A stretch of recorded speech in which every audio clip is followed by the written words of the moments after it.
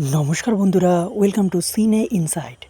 অনুরাগের ছোঁয়া ধারাবাহিকের আজকের পর্বে দেখবেন রূপা থানায় কৃষ্ণের কাছে এসে বলে, সোনা বিয়ে করেছে রুডিকে, তুমি রুডির সম্পর্কে কি জানো? কৃষ্ণ বলে, ওই দিন পার্টিতে ওই ছেলেটা সোনাকে অনেক ড্রিঙ্ক করাচ্ছিল।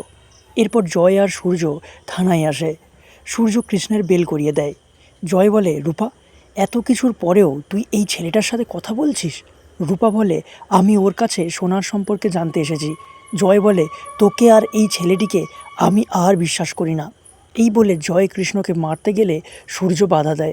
সূর্য রূপাকে বলে, তুই ওকে ভালোবাসিস? রূপা বলে, বাবা, বিশ্বাস করো, আমি রুডির ব্যাপারে জানতে ওর কাছে এসেছিলাম। সূর্য বলে, তুই যদি ওর সাথে যাস তাহলে পরিবারের সাথে তোর কোনো সম্পর্ক থাকবে না। এবার তুই ঠিক কর, তুই কি করবি? রূপা বলে, সবার আগে আমার পরিবার।